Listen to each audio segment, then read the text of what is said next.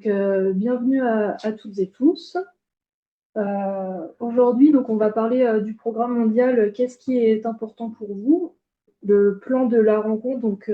Après une introduction, on écoutera des retours d'expériences francophones, qui nous viennent de Belgique, de Suisse et donc de la région de Guadeloupe. Et ensuite, on vous présentera le projet de déploiement normand pour ce programme.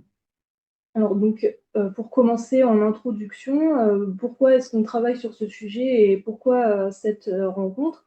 En fait, moi, ce programme, qu'est-ce qui est important pour vous? Je l'ai découvert il y a tout juste un an sur LinkedIn, au travers d'un article court rédigé par Anthony Steins, avec notamment une patiente partenaire, Lisa Laroussi, de Suisse. Et ça a été vraiment un coup de cœur, ce projet. Et je l'ai gardé dans un petit coin de ma tête pour l'intégrer au futur programme de travail de Calva. Et coïncidence, quelques semaines plus tard, paraissait un livret publié par une autre structure régionale d'appui, celle de Nouvelle-Aquitaine, le STECA, qui partageait différents retours d'expérience francophones. Et là, je l'ai présenté à l'équipe et ça a achevé de nous convaincre de l'intégrer au programme de travail. On a dû attendre 2026 pour le faire, puisque 2025 était déjà bien chargé. Mais on a quand même fini l'année en novembre en vous présentant le programme lors d'une web rencontre à laquelle une partie d'entre vous au moins avait assisté. Et d'ailleurs, c'est au cours de cette rencontre que on a pu vous interroger sur ce qui était important pour vous pour bien débuter le programme. C'était intéressant de savoir ce qui était important pour vous. Et voici ici une synthèse des réponses recueillies auprès des participants de cette rencontre et vous reconnaîtrez peut-être vos propres réponses. Ce que nous avaient dit les participants, c'était que ce qui était important pour eux, c'était la satisfaction de tous, usagers comme professionnels, le bien-être de l'usager, la communication, le respect, la considération, l'accueil et la bienveillance, de répondre vraiment aux besoins des usagers, de respecter la singularité de chacun et dans toutes les situations, de tenir compte de la spécificité de chaque usager, la relation humaine, de pouvoir mettre en place des actions concrètes avec des retours visibles pour les usagers et les professionnels, la bientraitance, le respect des refus, que mes soins n'interfèrent pas ma qualité de vie, de travailler en fonction de mes valeurs et vis-à-vis de Calva, de se sentir épaulé dans la démarche qualité par des outils concrets. Donc, on voit que les thèmes cités par les répondants nous confirment que l'outil que l'on va vous proposer de déployer en Normandie permettra, comme vous allez l'entendre au travers des différents retours d'expérience à venir, de répondre à vos besoins, à ce qui est important pour vous, et notamment dans votre travail. Ce même jour, nous vous avions interrogé sur votre intérêt concernant le déploiement de la démarche dans vos structures. Et la quasi-totalité des votants trouvaient intéressant de déployer la démarche, donc à 98%, tandis que 70% d'entre eux étaient déjà prêts à la déployer, ce qui représente un très beau score et qui pourrait même encore grimper, on l'espère, si nous mettons à disposition des outils adaptés. Et entrevoir la faisabilité d'un tel déploiement pourra aussi favoriser l'adhésion des structures. Et justement, c'est ce dernier point que nous vous proposons de développer maintenant grâce aux retours d'expérience qui vont vous être présentés, après quelques rappels sur la démarche et ses objectifs. Je vais donc laisser la parole à Mathieu Louiset, qui est responsable des services d'amélioration de la plateforme pour l'amélioration continue de la qualité des soins et de la sécurité des patients en Belgique, et qui fait partie des structures à l'initiative de la première campagne francophone de ce mouvement mondial. Donc, je vais arrêter mon partage et Mathieu, je vais vous laisser me prendre le partage pour diffuser votre présentation. Merci. Voilà, donc normalement tout le monde voit ma présentation, ça devrait fonctionner a priori.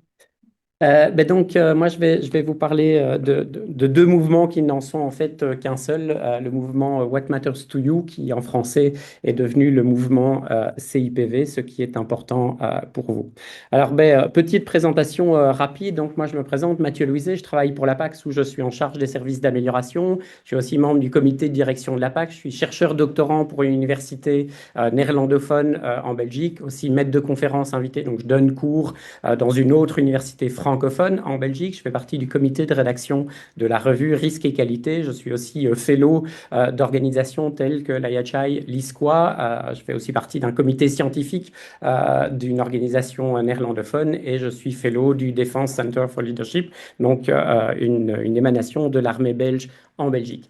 Ça, c'est un peu ma présentation, je dirais, professionnelle, tous mes titres et qualifications un peu longues. Je vous en ai d'ailleurs épargné quelques-uns. Et est-ce que quand je vous présente ça, est-ce que vous pouvez dire, bah oui, je connais maintenant Mathieu Louiset qui va me parler parce qu'en fait, de formation de base, je suis ergothérapeute. Et donc, c'est vrai que je me suis toujours rapproché de cette vision holistique du patient, mais pas que. J'ai aussi une passion qui est la montgolfière. J'ai la chance d'être pilote de montgolfière et je suis aussi papa de trois enfants, des jumeaux qui ont maintenant 5 ans et demi et ma grande fille Alix qui a 9 ans et demi. Et là, tout d'un coup, on se rend compte que entre les titres et qualifications et autres fonctions et ma vraie vie, tout d'un coup, on ouvre un peu plus le paysage. On peut se rendre compte qu'il y a des choses qui, oui, mon job est important et effectivement, c'est une grosse partie de ma vie, mais les choses qui sont importantes pour moi, elles vont aussi sortir de ces titres et qualifications professionnelles. Et ça, c'est vraiment quelque chose où vous pouvez prendre ne fût-ce que 10 secondes et de vous poser la question, dans ma vie, qu'est-ce qui est véritablement important pour moi? Si je devais répondre à cette question, est-ce que je peux donner une réponse assez rapidement? Est-ce que j'ai déjà réfléchi à ce qui est réellement important pour moi au niveau de ma vie, aussi bien professionnelle que personnelle?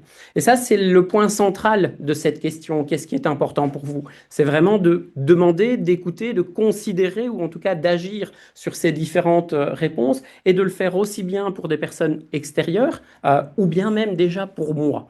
Et ça, c'est vraiment quelque chose qui est extrêmement important pour nous.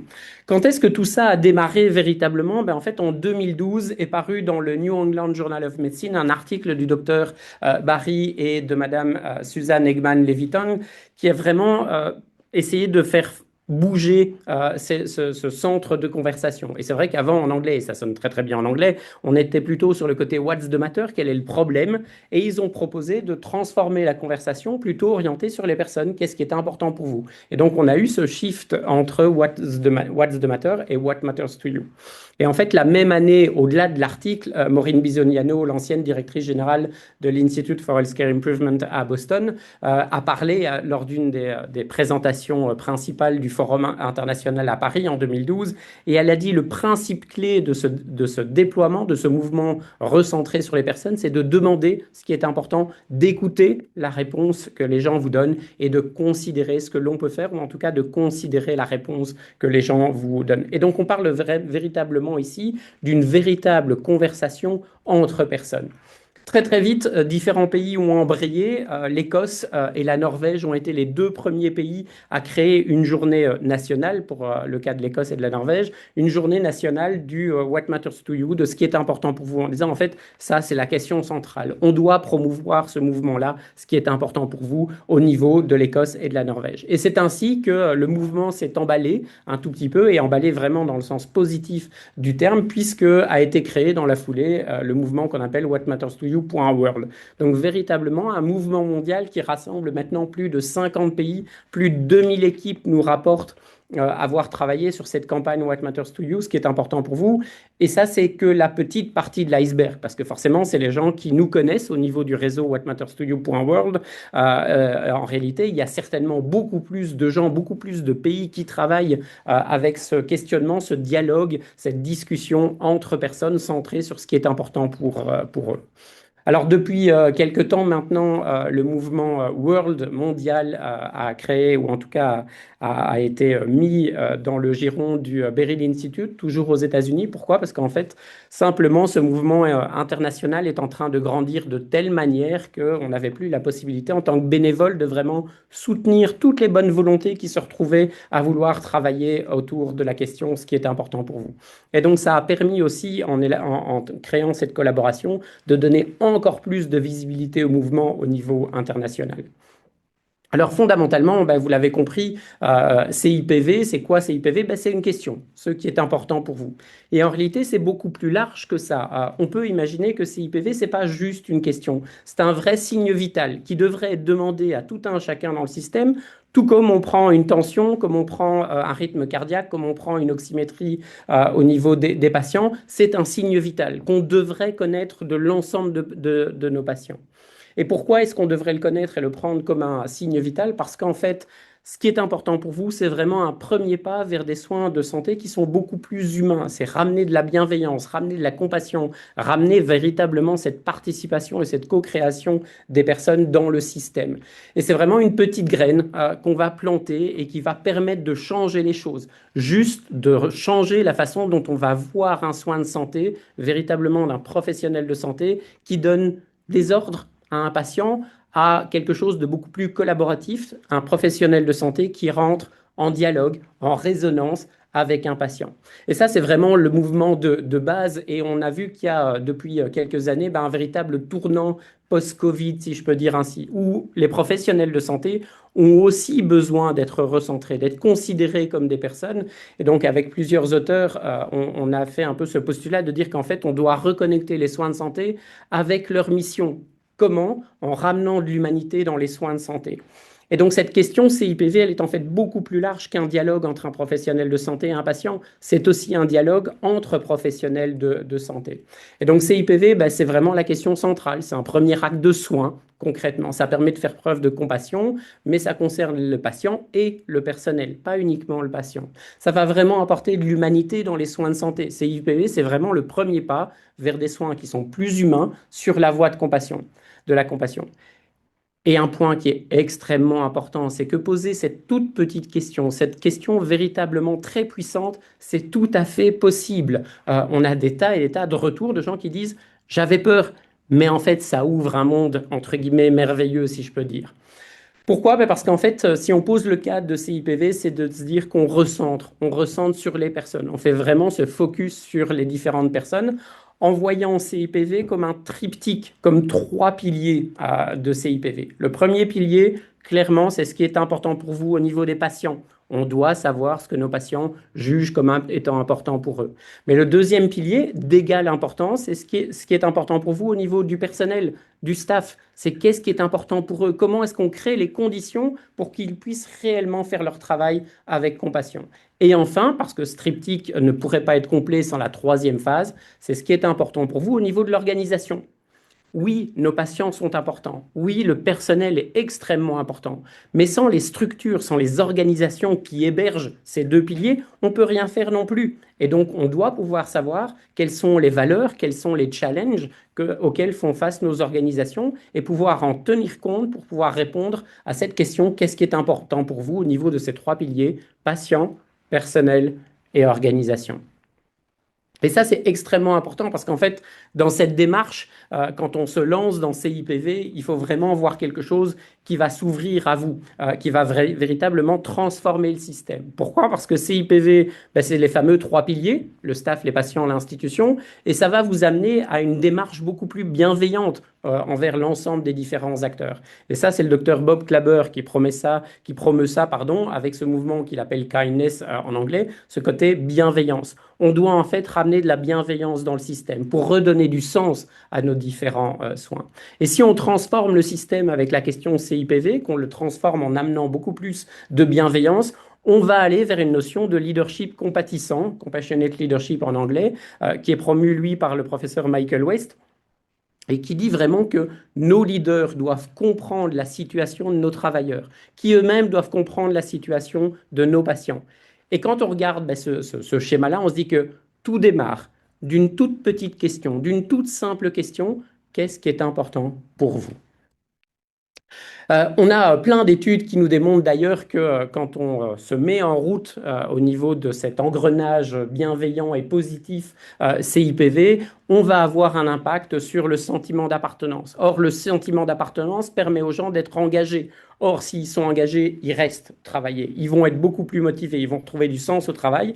Et dans des situations où on voit que de plus en plus on manque de personnel, on a un turnover assez important, on a des cas de burn-out, extrêmement important, ben on se rend compte que peut-être qu'en posant juste cette petite question, on arrive à transformer fondamentalement le système pour des soins de meilleure qualité. Alors quand on pose la question, ben forcément l'interrogation suivante qui va arriver, c'est qu'est-ce que je fais avec toutes ces réponses? En réalité, quand on regarde au niveau des différentes études que nous menons au niveau du réseau international, on se rend compte qu'on peut classer les réponses selon quatre grandes catégories. Tout d'abord, la réponse va demander de la collaboration, mais c'est réalisable. Mais ça va demander d'impliquer plusieurs personnes. Ça peut être aussi une réponse qui est en fait, qui amène la question, pardon, qui amène une réponse très simple, significative pour la personne, très simple à mettre en œuvre. Il y a aussi des questions ou des réponses qu'on va avoir ou qui demanderont une mise en place très complexe, qui vont être difficiles à mettre en place. Et enfin, des choses qui seront compliquées à mettre en place, mais à petite échelle, donc potentiellement avec une portée plus réalisable. En fait, quand on fait la collecte de toute une série de réponses à l'échelle mondiale, on se rend compte que 80% des réponses, ce sont des réponses auxquelles on peut apporter une solution simple et significative pour la personne de manière très très rapide. On a très peu de réponses à cette question qui sont compliquées ou difficiles à mettre en œuvre. C'est souvent des toutes petites choses sur lesquelles on a complètement la main en réalité. Et pour ça, ben, on peut soutenir entre autres les conversations en fournissant un guide de conversation ou un outil de conversation, vraiment de se dire, bah, tiens, je leur ai demandé telle chose, et c'est là qu'on voit qu'il y a des différences qui peuvent être amenées dans le questionnement de qu'est-ce qui est important pour vous, qu'est-ce qui est important aujourd'hui, comment puis-je vous soutenir, avez-vous quelque chose qui vous tracasse, pour pouvoir écouter ce qu'ils ont dit, ce qui était vraiment important, ce qui comptait pour eux, et puis ensuite de pouvoir mettre en place et lister les différentes actions qui ont été prises suite à cette récolte. Et Karen Turner à Londres a comme ça évalué un tout petit peu cette campagne et quels étaient les freins. Ben, c'est que beaucoup de gens avaient trop peur de poser la question. Mais en même temps, si on ne pose pas la question, ben, on ne peut pas deviner ce qui est important pour les autres personnes en face de moi, que ce soit mes collègues, que ce soit les patients. Et quand on devine et quand on fait ce qu'on pense être la bonne réponse, en réalité, ce à quoi on mène, c'est une déconnexion avec le sens, avec les objectifs des différents rôles, c'est une déconnexion avec les autres qui se produit. Et en fait, quand on se laisse aller avec cette question CIPV, ce qui est important pour vous, on se rend compte que, en tout cas dans son cas et dans son étude, 60 à 70% du personnel a changé sa pratique parce qu'ils se sont rendus compte que les patients n'avaient pas besoin de ça. 70 à 80% du personnel a appris quelque chose, que ce soit vis-à-vis des patients ou vis-à-vis de leurs collègues. Et enfin, 80 à 90% disent, le personnel rapporte que cela améliore leur conversation, leurs relations, aussi bien avec les patients, avec les collègues, mais aussi avec la chaîne hiérarchique qui représente l'organisation. Alors un point vraiment important, et pour ça Anthony et Isabelle pourront véritablement vous en parler, c'est qu'il faut adapter. Ce qui est important pour vous doit être adapté à un contexte local. La couleur, le vocabulaire, la langue éventuellement, tout ça doit être adapté pour pouvoir avoir une adoption. Et en fait, quand on l'adapte, c'est juste de pouvoir parler le langage du personnel ou du patient pour engager un dialogue avec eux. Et pour ça, j'ai été ravi quand j'ai entendu la traduction, et je ne me lancerai pas sur la traduction en créole, mais qu'Isabelle a faite de ce qui est important pour vous. Parce que ça, c'est extraordinaire. C'est exactement ça ce qui est important pour vous. C'est de pouvoir adapter jusqu'à des langages locaux. Et puis, ben, pour pouvoir partager, pour pouvoir se soutenir, ben, des conférences comme maintenant, mais les différentes collaborations, c'est qu'il faut trouver des amis pour pouvoir collaborer. C'est ce qu'on a fait dès le début en français avec Anthony Steins et la FHV en Suisse, mais c'est ce qu'on a fait aussi, et c'est ce que vous entendrez juste après avec Isabelle au niveau de la Guadeloupe. C'est extrêmement important de se soutenir entre francophones, même s'il y a des adaptations à des dialectes locaux potentiels. Alors, au final, un point qui va clôturer avant que je cède la parole à Anthony et Isabelle, qui eux vont vraiment vous raconter ce qu'ils vivent ou comment ils font vivre cette campagne sur le terrain, c'est que ce qui est important pour vous, il faut demander, il faut partager cette campagne avec l'ensemble des patients, avec l'ensemble des collaborateurs et du personnel, avec les organisations, pour pouvoir ensuite écouter et discuter. Et donc de réfléchir à comment est-ce que je peux mettre ça en place pour moi-même, pour mon travail, pour ma vie, de manière générale. Il faut se connecter avec les autres et partager entre pairs. Mais en soi, les soins de santé, ce n'est que ça, c'est prendre soin, c'est être dans une phase de relation. Et donc, ce qui est important pour vous est vraiment se connecter au cœur de notre motivation métier. C'est se connecter avec des humains pour prendre soin d'humains. Et vous pouvez dès à présent débuter en vous posant vous-même la question, mais qu'est-ce qui est important pour moi? Quand je me lève le matin, qu'est-ce qui fait qu'à la fin de la journée, je vais pouvoir dire, ceci fut une bonne journée? En tant que professionnel, mais aussi en tant que professionnel qui prend soin de ses patients.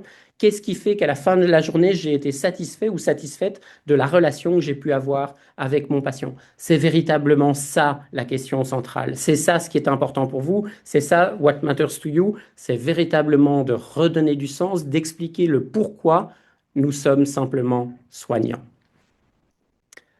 Merci. Et je vais laisser la parole à Anthony pour creuser un peu plus justement ce côté pratique. Merci Mathieu. Et en effet, on va passer au retour d'expérience d'Anthony Steng, donc, qui est chargé de programme sécurité des patients et qualité des soins à la Fédération des hôpitaux vaudois en Suisse. Donc, je vous laisse partager votre écran et je vous laisse la parole. Volontiers, je vais partager l'écran. Écran 2. Est-ce que vous voyez mon écran? Oui, c'est bon. Merci. Ok, formidable. Et merci beaucoup à Mathieu Louiset pour sa présentation. Mathieu, ça fait trop longtemps que je n'avais pas entendu ta présentation. Si je n'étais pas déjà membre de What Matters to You, je m'inscrirais aujourd'hui. C'était très convaincant. Merci beaucoup. Voilà, il me revient l'occasion de partager avec vous très concrètement comment ça se passe, qu'est-ce qui est important pour vous, quel est le fonctionnement de ce concept. Alors, la première question à laquelle j'aimerais répondre, c'est qu'est-ce que c'est en somme ce concept? Pour nous, à la Fédération des hôpitaux vaudois, c'est une porte d'entrée dans ce que nous appelons le partenariat avec les patients. Et tout le monde parle de partenariat avec les patients, mais on ne sait pas toujours comment s'y prendre pour créer du partenariat avec les patients. Et nous avons cherché un outil simple pour engager, pour transformer notre posture d'une posture de professionnel qui dit au patient ce qu'il doit faire à une posture de partenaire du patient. Et ce concept nous a été très utile pour ceci. Donc, il s'agit de comprendre le point de vue du patient sur sa santé, ses priorités, de comprendre son environnement, comprendre qu'est-ce qui est réaliste pour le patient, quel est son environnement social, quel est son environnement familial, qu'est-ce qu'il va pouvoir faire dans les traitements qu'on préconise, etc. Donc, tout ça permet d'instaurer une relation de confiance, une relation finalement de partenariat en développant l'empathie. Et puis, il s'agit de permettre au patient de faire part de ses besoins, mais aussi de ses valeurs, de ses préférences. Et tout ça, ça se fait au travers de la question « qu'est-ce qui est important pour vous ?» ou d'une variante. Ça pourrait être « quels sont vos objectifs et comment est-ce que vous aimeriez qu'on vous aide à les atteindre ?» Et puis, c'est souvent « qu'est-ce qui est important pour vous ?» contextualisé. Dans les choix thérapeutiques qui se présentent à vous, qu'est-ce qui est important pour vous comme critère? Donc, un établissement médico-social, EHPAD, dans ma région, posait la question à ses résidents d'hébergement médico-social, qu'est-ce qui est important pour vous pour la nuit? Qu'est-ce qui est important pour vous pour cette nuit? Et voilà ce dont il s'agit. Qui pose cette question? Eh bien, nous n'avons pas posé notre choix sur une catégorie professionnelle ou une autre, mais nous disons tout professionnel est bienvenu de poser cette question, pour autant qu'il partage les réponses avec le reste de l'équipe. Ça peut être noté sur un tableau blanc dans la chambre du patient, ça peut être noté dans le dossier du patient, dans le document médico-social de transmission, etc. Partager ce que le patient a répondu avec le reste de l'équipe. Quand est-ce qu'on pose cette question? Eh bien, idéalement, ce n'est pas une question en plus, c'est une question qui serait intégrée aux activités routinières de votre établissement de santé, de votre établissement médico-social. C'est quelque chose qu'on intégrerait à la visite médicale, c'est quelque chose qu'on intégrerait à l'anamnèse infirmière. Donc, à tout moment, l'échange est bienvenu et plus c'est naturel, plus ça s'intègre dans le flux des soins, mieux c'est. Mais à minima, nous aimerions que cette question soit posée aux patients quand la maladie commence à avoir un impact sur la qualité de vie ou lors de certaines annonces de diagnostic délicates ou encore dans le processus de décision partagée. Et je vais revenir avec l'exemple de la décision partagée dans un tout petit instant. Alors, on a vu le quoi, on a vu le qui, on a vu le quand, maintenant le comment. Le comment, c'est en 3 étapes. La première étape, c'est demander ce qui est important. La deuxième étape, c'est écouter et reformuler, demander validation, s'assurer qu'on a bien compris. Et la troisième étape, c'est prendre en compte que nous commençons à reformuler parce que nous avons maintenant des patients partenaires qui nous conseillent pour cette campagne et qui nous disent on aimerait bien que vous alliez au-delà de simplement prendre en compte ou de considérer ce que le patient a dit, mais que vous agissiez, que vous changiez un certain nombre de choses. Et donc, c'est prendre en compte ce que le patient a exprimé et agir. Et puis, bien sûr, laisser une trace sur un tableau blanc, dans un briefing d'équipe, dans un document de sortie. Voilà donc pour le concept. Tout ça repose sur le concept que vous connaissez peut-être, qui est celui du modèle de Montréal. Le modèle de Montréal nous dit ceci. Il fut un temps, historiquement, c'est resté dans notre culture, où nous étions assez paternalistes avec nos patients, où les professionnels de santé pensaient savoir ce qui est bon pour leurs patients. Alors pourquoi leur demander, puisque de toute façon, nous, professionnels, savons ce qui est bon pour notre patient. Et puis, on faisait les choses vers le patient, en direction du patient. C'était paternaliste comme modèle. Et on a évolué vers des soins centrés sur le patient, l'approche centrée, où on ne fait pas les choses vers le patient, mais pour le patient. Le patient est au centre de nos préoccupations. Mais ça a des limites aussi comme système. Et certains patients nous disent, mais mon besoin, ce n'est pas que vous fassiez pour moi, mais c'est que vous fassiez avec moi, que vous m'intégriez, pas que vous me mettiez au centre de votre cercle, mais que vous me mettiez dans votre équipe. J'aimerais être comme un membre de l'équipe parce que j'apporte quelque chose de distinctif. Vous apportez vos savoirs cliniques et j'apporte mon savoir expérientiel. Mon savoir expérientiel, c'est le vivre avec la maladie. Et donc, c'est le modèle du partenariat patient. Et pour nous, à la Fédération des hôpitaux vaudois, qu'est-ce qui est important pour vous? C'est vraiment une porte d'entrée pour le changement de posture, passant du paternalisme au partenariat avec le patient. Alors, ça, c'était pour les concepts. J'en viens maintenant à des ensembles d'actions très concrètes. Comment est-ce que nous animons cette campagne? Qu'est-ce qui est important pour vous? Et comment nous animons le changement des pratiques au quotidien. Alors, pour animer la campagne, donc la campagne, elle a lieu le premier mardi du mois de juin de chaque année. C'est la campagne internationale. Nous avons l'APAX et la Fédération des hôpitaux vaudois étaient à l'origine de la version francophone de la campagne. Là, vous avez un exemple d'une affiche le 6 juin. Et autour de cette affiche, nous mettons des cadres en liège qui permettent d'afficher des post-it. Et sur les post-it, les personnes qui passent devant l'affiche peuvent noter ce qui est important pour elles. Ici, vous avez un deuxième exemple d'animation qui se prête plutôt bien au long séjour. C'est la reprise de l'idée d'un calendrier de l'Avent. Vous avez 5 fenêtres et derrière chacune de ces fenêtres, il y a une question.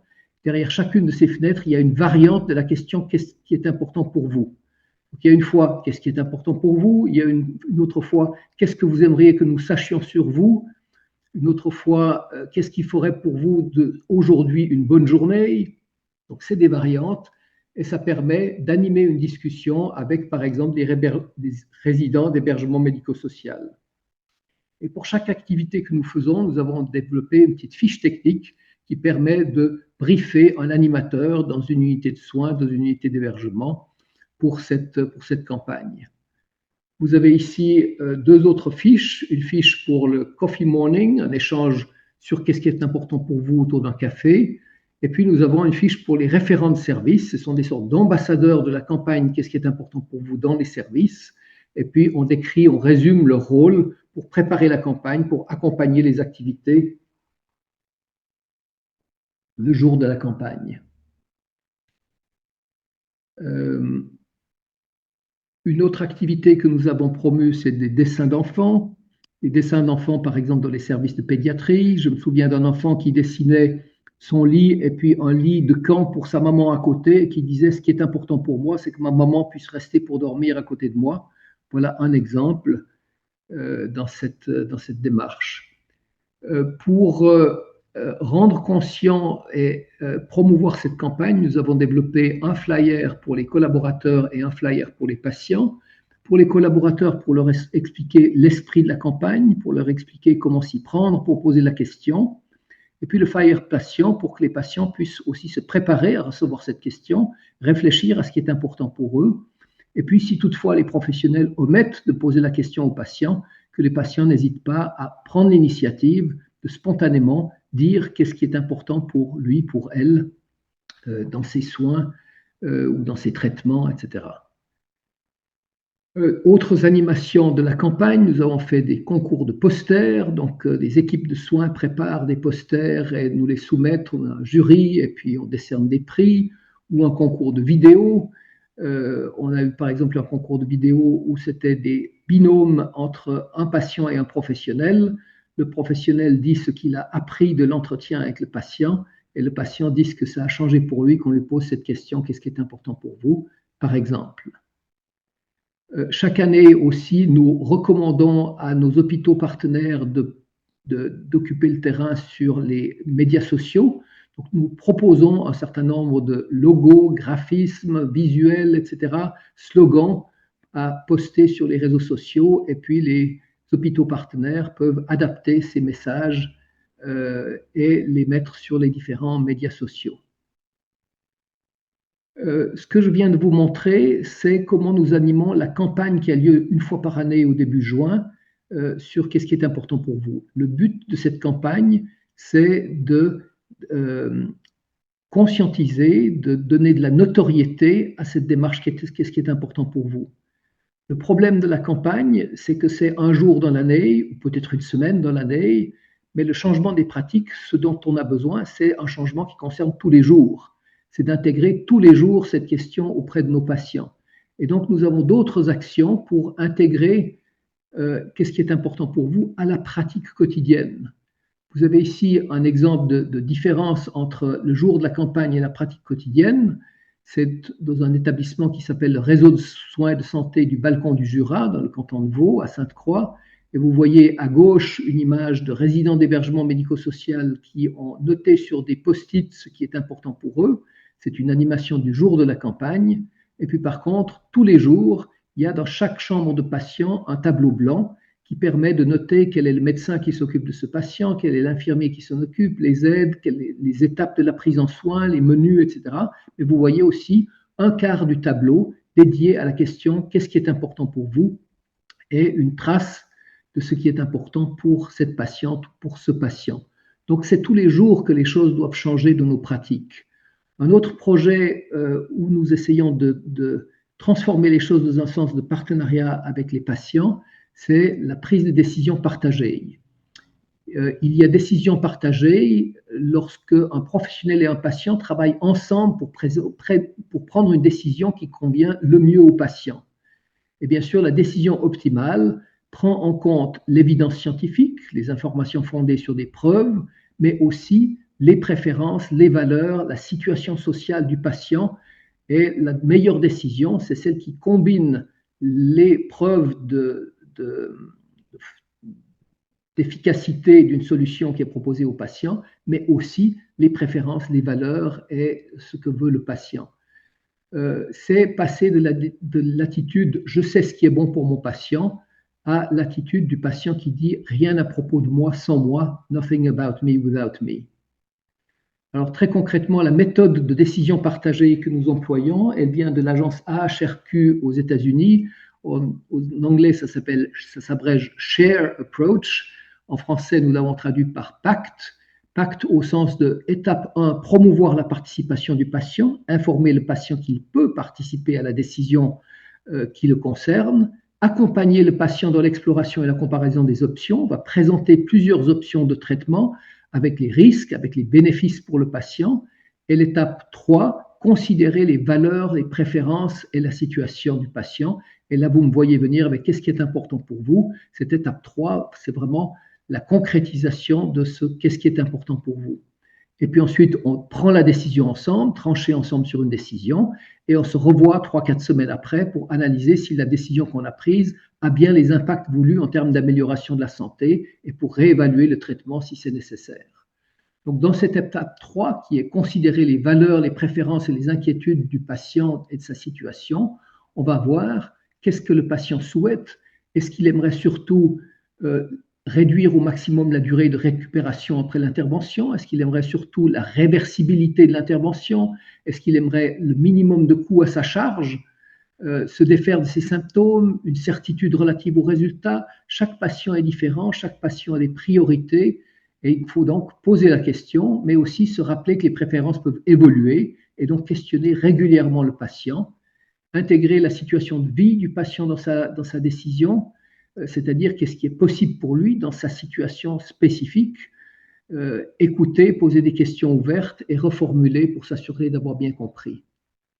Voilà, ce que nous faisons aussi à la Fédération des hôpitaux vaudois, c'est d'intégrer ce que dit le patient lorsqu'on lui pose la question dans le dossier patient informatisé. Nous avons libéré un champ pour la question posée au patient, pour la réponse du patient et pour les actions entreprises pour donner suite à la réponse du patient. Et ça nous permet de monitorer le nombre d'entrées dans ces différents champs, donc le nombre de préférences exprimées par le patient et le nombre d'actions mises en place à l'issue de ceci.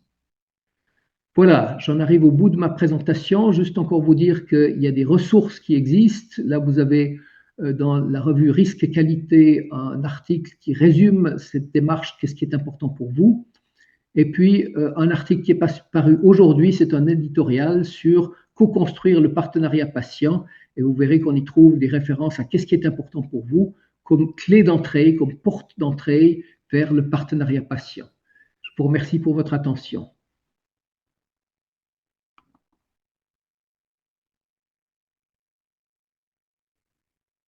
Merci beaucoup, Anthony.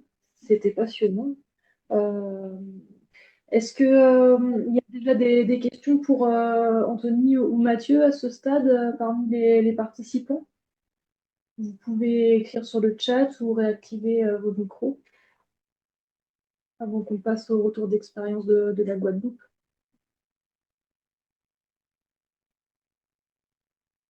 N'hésitez pas.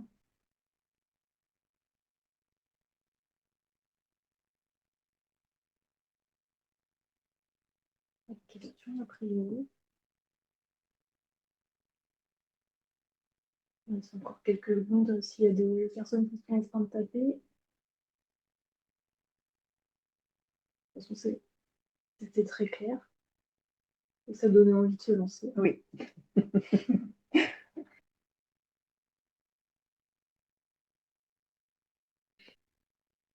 Bon, je pense qu'il n'y a pas de questions à ce stade. Merci beaucoup, Anthony, pour la présentation. Et on vous souhaite un bon après-midi. Ah, si, on a une question qui arrive. À quel instant avez-vous présenté cette démarche pour la mettre en place? Alors, pour la Fédération des hôpitaux vaudois, c'est une fédération de 12 hôpitaux et nous avons une conférence des directeurs généraux. Et c'est cette conférence des directeurs généraux qui a été sensibilisée et qui a pris la décision de lancer la campagne. Et puis, nous avons eu une phase pilote qui a duré 2 ans où nous avons un petit peu expérimenté des animations de campagne. Et au bout de 2 ans, nous avons fait une conférence de presse pour donner le bilan des 2 premières années. Et nous avons invité notre ministre de la Santé local. Je vous rappelle qu'en Suisse, nous avons 26 cantons et que chaque canton a son ministre de la Santé. Donc, notre ministre régional de la Santé a participé et a été très enthousiasmé et a dit « J'aimerais ça dans tous les établissements de santé de la région du canton. Est-ce que vous pouvez continuer de promouvoir, etc. » Donc, on a formé un groupe cantonal et avec ça, la campagne s'est élargie et maintenant d'autres cantons s'y mettent aussi. Donc, ça fait un petit peu tache d'huile. Autre question, quel a été l'accueil de la démarche par les professionnels? Alors, je vois deux éléments de réponse. Il y a les deux faces d'une même pièce. Une des faces de la pièce, c'est que c'est très, ça parle beaucoup aux professionnels. Je crois qu'on n'a pas besoin de beaucoup d'efforts pour convaincre les professionnels qu'il faut écouter les patients, qu'il faut plus écouter les patients. Je mets des fois les professionnels au défi de dire pensez à trois de vos patients, écrivez ce que vous pensez est important pour eux et ensuite allez leur demander et étudier la différence. Et c'est assez décoiffant d'étudier les différences. Donc, ça parle aux professionnels et ça passe bien. Mais l'autre revers, la deuxième face de la même pièce, c'est que beaucoup de professionnels ont l'impression qu'on va ouvrir une boîte de Pandore et que les patients vont demander la lune. Et donc, je préfère ne pas poser la question au cas où je n'arriverai pas à répondre. Dans les faits, ça se produit, mais ça se produit une fois sur 100 que le patient demande quelque chose d'incroyable, de très difficile. La plupart du temps, le patient aimerait respirer un bol d'air frais tous les jours, le patient aimerait du mouvement, le patient aimerait voir son chien, et puis on peut peut-être pas l'amener dans la chambre, mais on peut faire un rendez-vous sur la terrasse de la cafétéria, ou etc. Donc, il y a des tas de choses qui sont somme toute possibles et qui sont assez simples. Donc, je crois que c'est un petit peu un mythe de penser que les patients vont demander la lune. Oui, et on a, si je peux me permettre, pour compléter, alors donc en Belgique, on l'utilise aussi bien pour les patients que pour les professionnels. Et là, c'était les directions qui avaient peur de, oula, si je demande à mes professionnels ce qui est important pour eux, ils vont me demander une place de parking, un véhicule de société, un salaire plus élevé, un plus grand bureau et ainsi de suite. Et en fait, c'est pas du tout ça. Les choses qu'ils demandent, c'est ben, soyez présents. Passez nous dire bonjour de temps en temps parce qu'on n'a jamais vu la direction, on ne sait même pas à quoi il ressemble. Pensez à nous dire merci quand à un moment une équipe s'est vraiment donnée sur une grosse opération, sur des heures sup qu'il a fallu faire pour faire un déménagement et ainsi de suite. Et donc c'est vraiment très très fortement lié à la reconnaissance, au lien humain de nouveau. Et de temps en temps, un peu comme le dit Anthony pour les patients, une fois sur 100, il y en a un qui dit mon salaire ne me permet pas de vivre, je voudrais une augmentation. Mais c'est largement pas la majorité derrière. Et je pense que ça, c'est vraiment aussi un point important dans la campagne, c'est de balancer, c'est qu'on pose la question aux patients, oui, mais les professionnels sont aussi importants et donc c'est important d'aller savoir ce que eux aussi ont besoin pour faire leur travail. Et ça, c'est quelque chose qui marche partout parce que je voyais dans les questions le côté, est-ce que ça peut être en ambulatoire, est-ce que ça peut être en libéral? Mais en fait, ça peut être partout. Partout, il y a des relations humaines. On peut s'intéresser à ce qui est important pour les gens qui sont en face de nous. Et donc, c'est quelque chose qui est vraiment réalisable partout à toute échelle, puisque, un peu comme je le disais, en réalité, ça ne devrait pas être une question compliquée, ça devrait juste être le bonjour, comment allez-vous et qu'est-ce qui est important pour vous derrière, d'avoir vraiment ce dialogue ou ce début de dialogue avec les gens qu'on a en face. Merci. Et donc, vous avez répondu aux deux autres questions qui étaient sur l'ambulatoire et le libéral, en effet. On a un remerciement. Merci, vous donnez de l'humanité au recueil de données qui est actuellement plus technique qu'empathique. Et une autre question sur l'accueil de la réaction de la part des patients. Et moi, j'ai un micro à couper là. Interférence. Alors, la réaction de la part des patients est vraiment largement une réaction de satisfaction. Il y a de temps en temps des patients qui trouvent la question un petit peu existentielle, en se disant mais qu'est-ce qui est important pour nous? C'est pas une question simple, il faut y réfléchir, il faut se préparer, etc. Donc je trouve que c'est bien de la contextualiser et de demander qu'est-ce qui est important pour vous pour cet examen que nous allons faire, qu'est-ce qui est important pour vous pour la suite de votre traitement, qu'est-ce qui est important pour vous pour choisir une option de traitement.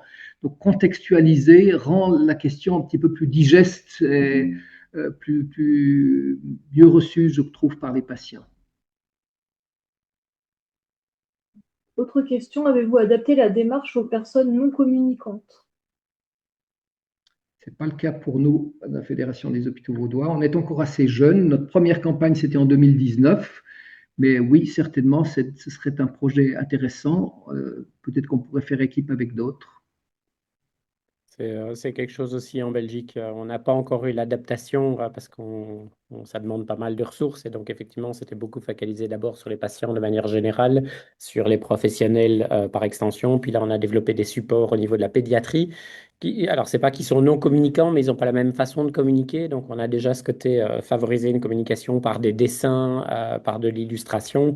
Et effectivement, à terme, l'idée serait de pouvoir travailler aussi avec des versions, avec des personnes non communicantes. Par contre, dans le mouvement international, on commence à voir poindre des adaptations par pictogramme et ainsi de suite. Donc, ça dépend jusqu'où on a le côté non communicante. Mais par contre, on commence à voir des initiatives pour essayer de toucher un maximum de personnes. Et pour rebondir sur ce sujet-là, sur la journée régionale de Calva du 9 juin, on aura un institut qui sera parmi nous. On les a rencontrés ce matin d'ailleurs pour préparer l'intervention. Et eux travaillent avec des jeunes qui ont un défaut de communication pour certains assez marqué et ils viendront nous présenter la façon dont ils travaillent avec eux. Alors, pas dans la démarche, qu'est-ce qui est important pour vous, on n'en est pas encore là. Mais au quotidien, ils travaillent de cette façon-là et il y a sûrement des choses qui peuvent être reprises. Donc, moralité, inscrivez-vous à la journée régionale. C'était la minute promotion de Canva.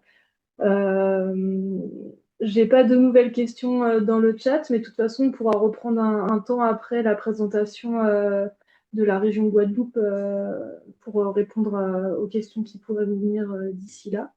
Donc, merci Anthony et Mathieu. Et maintenant, donc, on va passer au retour d'expérience de la Guadeloupe avec nos homologues de la SRA Orax 971 et accompagnés de professionnels du centre hospitalier Louis-Daniel Beaupertuis. Donc, Isabelle, je vais te laisser partager ton écran.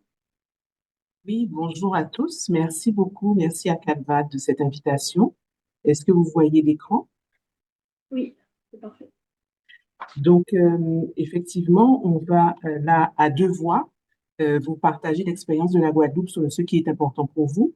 Donc, je vais vous présenter l'implantation régionale rapidement, comment la structure régionale d'appui a proposé l'implantation en Guadeloupe. Et ensuite, je passerai la parole au centre hospitalier Louis-Daniel Beaupertuis. Donc, la première des choses, c'est comment est-ce que la Guadeloupe s'est emparée du mouvement What Matters Studio, ce qui est important pour vous, ou plutôt, comment est-ce que le mouvement s'est emparé de la Guadeloupe, parce qu'on ne sait pas de la poule ou de l'œuf qui a commencé.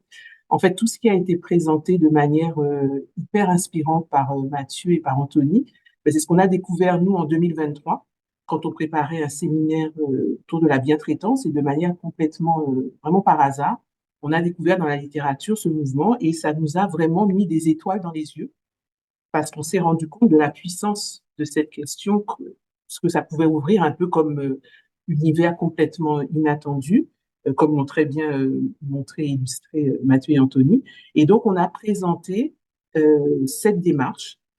On a différents services, différents établissements de Guadeloupe qui ont été séduits d'emblée. Quand on leur en a parlé fin 2023, et donc, on leur a proposé d'embarquer ensemble pour l'aventure de la Journée internationale 2024. Donc, c'était le 6 juin 2024. Et donc, là, vous voyez un peu une myriade de services, des EHPAD, des masses, dont je ne suis pas intervenue, mais c'est vrai que sur la question des personnes non communicantes, on a une maison d'accueil spécialisée qui a vraiment souhaité, dès 2024, mettre en place le mouvement et qui l'a fait avec, sur la base d'images, en organisant vraiment la sollicitation des patients. Et donc, on a eu différents établissements. Et donc, ce qu'on avait compris, effectivement, en discutant, puisqu'on avait pu échanger à ce moment-là avec Mathieu, c'est qu'il était important d'adapter le mouvement à notre contexte, à notre langue, le créole, qui est donc une langue. Et donc, la première des choses qu'on a faites, c'est avec les établissements, traduire ce slogan, ce qui est important pour vous, en créole. Et ça, déjà, ça a fait l'objet d'échanges entre nous, avec les établissements et les services intéressés. Et donc, en créole, donc là, vous le saurez désormais, ce sera votre initiation créole, ça se dit « Kaki Fondalbao ». Qu'est-ce qui est important pour vous? Et donc, la déclinaison de cette question, qui est demander, écouter, considérer, on l'a également traduit. Donc, c'est demander, écouter, baïvaler. Et donc, ça, c'était le premier pas. Et vous voyez que sur le logo qu'on a choisi, on a choisi de faire vraiment un dialogue entre soignants et patients sur un même niveau. Et puis, on a ensuite ouvert un peu l'horizon en proposant aux établissements intéressés de désigner des ambassadeurs du kaki fondal, ce qu'Anthony présentait comme étant des référents, c'est nos ambassadeurs du kaki fondal. Et puis, on a créé avec les établissements différents supports, donc un badge avec le logo, des flyers d'information pour les professionnels, pour les patients, une adaptation pour les résidents dans le médico-social. On a aussi fait une petite vidéo pour expliquer aux patients ce qu'ils pouvaient dire, ce qu'on attendait en fait, ce qu'on entendait par cette question qui était devenue un peu inhabituelle de demander ce qui était important pour eux. On a fait des affiches, des post-it pour que les patients puissent noter ce qui était important pour eux. Et en fait, ce qui est magique, c'est qu'on pouvait créer des supports un peu à la demande des professionnels et des retours d'expérience. Et puis, on a aussi insisté sur le dernier point, le point de considérer dans la démarche, demander, écouter, considérer. Pour nous, c'était à la fois considérer et puis aussi, on a insisté là-dessus dès le début, partager en équipe.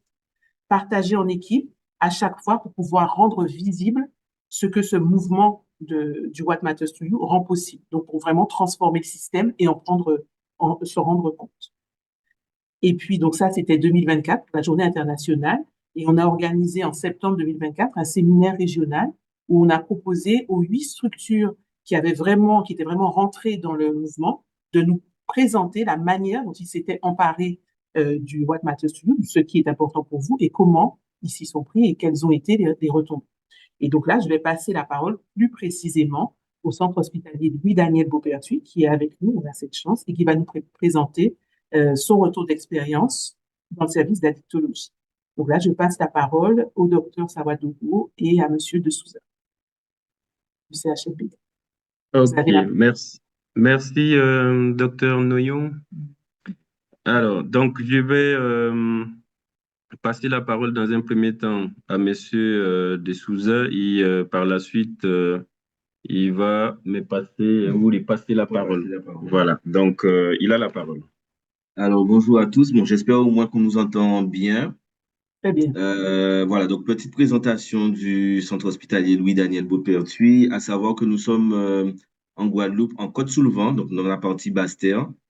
Voilà, c'est un établissement de santé public qu'on appelle communément le CHLDB, avec une partie SMR, donc soins médicaux de réadaptation, et également une HAD, hospitalisation à domicile. La partie SMR se compose d'un service de soins de suite polyvalent et gériatrique, chacun composé d'un service d'hospitalisation complète et d'un hôpital de jour.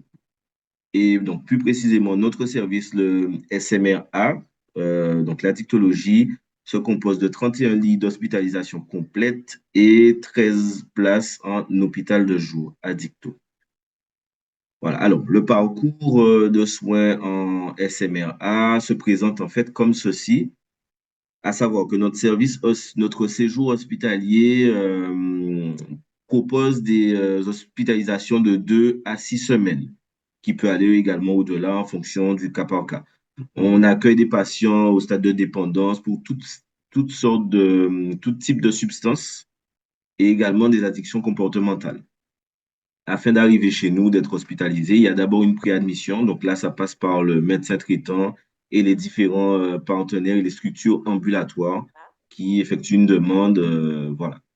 Ensuite, en amont, une fois que le patient il est sorti de manière définitive de chez nous, les structures reprennent le relais, donc tout ce qui est hôpital de jour et structures ambulatoires, CSAPA, CMP, CARUD, etc. Voilà. On a aussi la possibilité d'avoir des transferts pour des postes cures. Donc, les missions du service, voilà. On en a 7 au total. Donc, accompagner le sevrage et prévenir les complications possibles, donner les outils d'aide au maintien de l'abstinence et ou à la réduction des risques, informer les usagers des risques liés à leur addiction, proposer un accompagnement social, donc qui s'inscrit aussi dans la réinsertion socio-professionnelle, proposer une prise en charge de la codépendance et proposer un soutien psychologique, individuel et ou familial. D'accord? On a également la mission de proposer un bilan sur le retentissement sur la santé physique et mentale. Donc, tout cela est fait par une équipe pluridisciplinaire, donc une partie administrative avec des secrétaires médicales. Les soignants, donc on a une équipe composée d'infirmiers, d'aides-soignants, de cadres, à cadre du service, de notre psychiatre addictologue qui est présent avec nous, d'un gériatre, de psychologue, clinicienne, d'une neuropsychologue. Et on a également des socio-éducatifs, du personnel socio-éducatif, donc l'assistant social, éducateurs spécialisés, et également des rééducateurs, donc la diététicienne, une ergothérapeute et un enseignant en activité physique adaptée. Donc, ce qui nous a séduit dans le mouvement, ce qui est important pour vous, donc comme vous l'avez entendu, Kaki Fondalbar, on va vous présenter, alors, d'abord l'innovation, puisque c'est un concept qui est peu développé en France et on va le dire, on se l'est accaparé directement, puisque ça correspond directement à nos pratiques.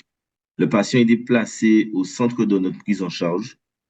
D'accord? On identifie les besoins prioritaires liés ou non à l'hospitalisation et c'est un travail qui était déjà assez important en addicto. Je vais passer à la suite. Donc, en résonance, voilà, comme je le disais, avec les principes de l'éthique également, donc l'autonomie, la bienfaisance, la non-maltraitance et la justice, l'adaptation culturelle en créole, comme on l'a dit, Kaki Fondalbao.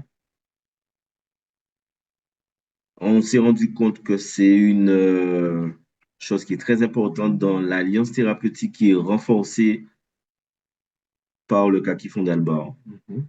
Voilà. Et le fait que le déploiement soit basé sur le volontariat.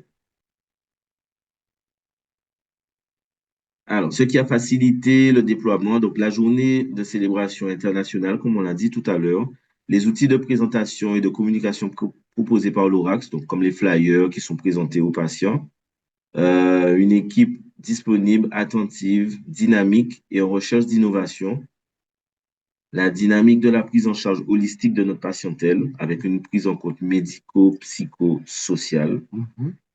Voilà. Également, bon, il y a eu deux frais, on peut dire. Ce qui a été un peu plus compliqué, c'est de pouvoir répondre à toutes les demandes. Voilà, avec notamment la suffisance de l'effectif soignant, de la logistique et également le facteur temps. Mais aussi la multiplication des temps de synthèse pour faciliter en fait le tout autour des structures et la dynamique du Kaki Fondalbao. Voilà. Je vais passer la parole à Dr Sawadogo qui va revenir un peu plus en détail sur les retombées. Ok, merci Monsieur De Souza. Je ne sais pas si on m'entend bien et si j'ai des mots que je prononce en créole, il faut et qu'on ne comprend pas, il faut me revenir. Parce que j'ai maintenant la spécialité du créole, même si je ne parle pas couramment. Alors, pour les retombées, il s'agit principalement des impacts du concept en fait sur nos pratiques quotidiennes. Alors, le premier élément, c'est par rapport aux synthèses familiales. C'est un concept qui nous a permis en fait de développer encore plus la communication soignant et partenaire, c'est-à-dire avec les familles, parce que on s'est rendu compte que les familles aussi sont en quête de comprendre mieux la maladie du patient à travers les besoins et les demandes que le patient effectivement nous confie. Donc, on a multiplié les synthèses familiales avec l'avènement, bien sûr, de ce concept. Alors, c'est un concept qui nous a permis de réviser le schéma clinique parce que je prends un exemple standard que nous, on avait nos journées thérapeutiques les samedis ou les dimanches. Et avec l'avènement de ce concept, les patients ou certains patients nous ont dit, mais docteur, ici, nos journées thérapeutiques seraient encore plus intéressantes si on les mettait en fait un jeudi ou un mercredi. Bon, on s'est dit, pourquoi ne pas prendre en compte la demande du patient? Surtout que c'est lui qui connaît son milieu, c'est lui qui a son quotidien. Et ça nous a effectivement conduit à modifier nos jours de sortie thérapeutique, qui étaient les samedis. Et maintenant, nous sommes on les a ramenés les jeudis. Alors, pour le troisième point, le maintien des compétences, j'ai mis la coiffure et la menuiserie parce que on a eu 2 patients. Donc, la photo en dit encore plus. Il y a un patient qui était ancien coiffeur ou qui était coiffeur, mais avec l'avènement de sa pathologie, il avait des difficultés effectivement pour nous montrer ses talents. Alors, il nous a posé la question, est-ce qu'il y a des conditions où il y a, comment on appelle ça, un cadre où il pourrait nous montrer en fait ce qu'il sait faire le mieux. Donc, on s'est dit, pourquoi ne pas effectivement accéder à la demande du patient et à travers l'équipe pluridisciplinaire, le nécessaire a été trouvé et voici ce que le patient a pu faire comme travail qu'on vous présente à travers ce que vous voyez. La menuiserie, il y a un autre patient qui était menuisier, effectivement, et il a eu son arrêt de travail. Et au cours de son hospitalisation, il nous a posé la question, est-ce que vous auriez du matériel pour me permettre de vous montrer ce que je sais faire de plus? Et effectivement, on a vu avec l'administration qui a accédé à la demande du patient et on a pu quand même confectionner des places assises. Et voilà, il nous a confectionné des bacs pour effectivement faire dans notre petit jardin hors sol. Bon, malheureusement, on n'a pas pu prendre les photos, mais ceux qui sont intéressés de voir l'expérience, on les accueille à bras ouverts en Guadeloupe. Alors, pour la suite, la poursuite des pratiques que j'ai appelées pratiques en lien avec la foi ou en lien avec les compulsions et les rituels, on a eu un patient aussi qui avait sa pratique religieuse en fait et qui voulait poursuivre sa pratique en hospitalisation. Il nous a posé la question comment faire pour avoir un cadre et avoir du temps pour continuer parce que il est vraiment attaché à sa pratique religieuse. On s'est réunis en équipe encore pluridisciplinaire lors de nos staffs qu'on pratique de façon hebdomadaire et on s'est dit pourquoi ne pas trouver un créneau pour amener le patient effectivement à poursuivre sa pratique qui se trouve être un support de vie pour lui. Et effectivement, on a trouvé le créneau et que chaque fois, il quittait l'institution, il pratiquait en fait sa religion et il revenait juste après qu'il ait fini sa pratique religieuse. Donc, voilà aussi un exemple concret. Et par rapport à l'activité physique adaptée, pour vous dire les choses clairement, on avait eu un petit souci avec notre salle de sport qu'on a pu quand même à un moment donné remédier à ce problème. Mais il y a des patients qui sont venus nous dire, mais docteur Sawadogo, je fais le sport en salle quand je suis hospitalisé, mais quand je repars chez moi, souvent, je n'ai pas accès à une salle de sport. Donc, pourquoi on ne pourrait pas m'amener à pratiquer mon sport en plein air et qu'au retour de chez moi, on a toutes les ressources pour pratiquer mon sport de façon optimale. On a accédé encore à ce type de demande et actuellement, on a institutionnalisé une partie effectivement de sport. OK? Alors, par rapport aux événements de vie, pour le mariage, pour les anniversaires, on a essayé effectivement d'anticiper certains événements. Les patients nous disent, je vais me faire hospitaliser, mais je voudrais que tel ou tel événement puisse se faire quand je serai hospitalisé. On dit, bon, de toutes les façons, l'hospitalisation ne va pas imputer sur certains quotidiens. Donc, on a accédé à ce type de demande aussi. À travers l'expérience patient, nous avons fait passer effectivement certaines données ou certains messages et il y a des patients qui nous ont fait un retour que je trouve très, très pertinent. Donc, on a pris en fait l'expérience patient comme étant un canal pour effectivement faire passer notre message à travers ce concept. On peut continuer. Voilà. Alors, pour les équipes, bon, je pense que nos prédécesseurs ont parlé de ça. Il y a ce qui est important pour le patient, il y a ce qui est important pour la relation soignant-soigné. Donc, on s'est dit, à travers les demandes des patients et à travers ce concept, il faut qu'on essaie de voir qu'est-ce qui est important pour nos équipes afin que nous puissions être effectivement optimales sur cette situation. Donc, c'est ce qui nous a amené effectivement à opérationnaliser en fait nos entités par rapport à l'ETP. L'ETP, c'est l'éducation thérapeutique du patient. Les enseignements post-universitaires pour effectivement harmoniser les pratiques pour que ce concept puisse avoir son sens. On a mis en place des cafés soignants pour permettre à ce que nous puissions communiquer plus, à faire passer le message et à redynamiser effectivement la relation soignant-soigné à travers les principes de ce concept. Et le travail en équipe plus la communication, ça nous a permis effectivement de réduire les écarts de pouvoir parce que le médecin, l'infirmier, l'aide-soignante, ainsi de suite, en fait, chacun a sa place si on considère en fait les besoins du patient. Alors, pour la mise en situation, je vous dis que ce concept nous a permis effectivement de mettre en situation certains patients sous les demandes. Et effectivement, lors des journées thérapeutiques, effectivement, ça a bien pris.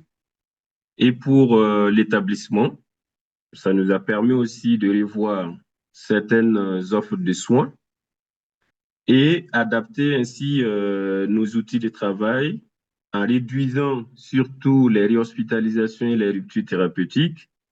Et pour notre nouvelle certification, les certificateurs effectivement nous ont félicités par rapport à ce concept. Alors, pour la dynamique en 2026, par rapport à ce concept, bien évidemment, il faut que nous puissions pérenniser ce concept et il faut qu'on mette l'accent sur la contextualisation de ce concept avec nos protocoles par moment qui se trouvent être standards. Et il faut qu'on l'étende en fait à travers les autres entités. Et on a deux exemples.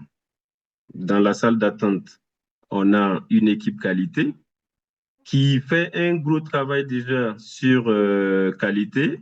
On peut nous poser la question, comme on est pris par moment par le temps, et développer le café soignant qu'on a déjà en hôpital de jour, mais que nous voulions que ça s'étende sur l'ensemble des entités du service. Et il faut qu'on mette l'accent sur ce qui est vraiment important pour nous les soignants afin d'être opérationnels pour nos patients. On y va? Alors, pour quelques exemples encore les conseils plus adaptés, c'est vraiment de mettre, on a déjà dit ça, on ne va pas revenir sur certains aspects, c'est mettre vraiment le patient au centre de nos actions, créer des espaces de communication et de travail en équipe afin d'avoir une vraie dynamique d'équipe, de leadership avec une vision partagée. Et nous avons créé un espace qu'on appelle le staff dans le staff pour discuter de certains besoins ou d'attentes ou de demandes des patients afin que les staffs pluridisciplinaires soient encore aient encore plus d'impact sur nos prises en charge. Alors, il existe plusieurs modes que nous avons pour le recueil de ces besoins. On peut avoir nos entretiens en fait directs. Il y a le questionnaire de satisfaction que nous mettons en place aussi. Et par moment, lors de nos groupes de travail, c'est-à-dire les groupes de parole, on recueille aussi des attentes de nos patients. Alors, au regard de tout ce qui a été dit avec les contraintes, le retour patient, le retour soignant et le retour institutionnel nous permettent de se dire que c'est un concept qui est très innovant et qu'il faut pérenniser. Donc, nous vous remercions, même si on a pris plus de temps. Merci beaucoup, Dr. Sawadogo. Et donc, en fait, je vais juste dire qu'en préparant cette communication avec le centre hospitalier Louis-Daniel Beauperthuis, j'ai encore découvert des choses sur le kaki fondal. J'ai encore découvert la puissance de cette démarche, puisqu'on l'a initiée, mais après, ce qui est magique, c'est que chaque établissement, chaque équipe peut s'en emparer. Et là, l'équipe d'Addicto s'en est emparée, mais vraiment à fond. Et en échangeant avec eux, en travaillant avec eux, on découvre encore des pistes et des voies. Donc, c'est vraiment magique, ce kaki fondal. Voilà. Merci, Akane. Merci Isabelle et merci aux professionnels du centre hospitalier pour ce retour d'expérience très très intéressant. Est-ce que les participants ont des questions dès à présent avant qu'on passe à la partie normande du projet? On puisse libérer aussi les intervenants s'ils le souhaitent. N'hésitez pas à rallumer vos micros si vous voulez ou écrire dans le chat. Ça soulève d'autres questions par rapport à tout à l'heure. C'est quelques instants. En tout cas, en attendant, encore un grand merci à vous pour les différentes interventions qui étaient complémentaires et toutes très enrichissantes. Je pense que ça va avoir éveillé des vocations parmi les participants pour se lancer. Nous, ça nous motive aussi encore plus. Oui, sincèrement. Ça nous laisse voir pas mal de possibilités, de choses à proposer. Donc, à nous de jouer maintenant. Pour ma part, si jamais vous voulez et que vous comprenez l'anglais, n'hésitez pas à aller sur le site wmty.world. Il y a aussi des appels tous les mois où ça échange au niveau international, mais forcément, qui dit international dit choix d'une langue commune à tout le monde, et donc c'est en anglais. Mais il n'y a pas forcément besoin d'oser le parler, juste pouvoir se connecter, écouter, et ça vous retrouvez toutes les informations sur le site wmty.world. Et puis, si jamais vous avez la moindre question, en tout cas pour ma part, n'hésitez pas à contacter Calva et on peut transmettre mon adresse email. Je me fais un plaisir de partager, discuter au niveau de la campagne What Matters to You CIPV, comme on a pu le faire avec Isabelle en son temps. Merci beaucoup. Merci à Calva pour l'invitation. Et puis, on espère qu'on aura la version normande du kaki fondal. Tout à fait. On vous partagera ça dès qu'elle sera prête. Ok. Merci beaucoup. On vous laisse. Merci. Merci Isabelle. Au revoir. Au revoir.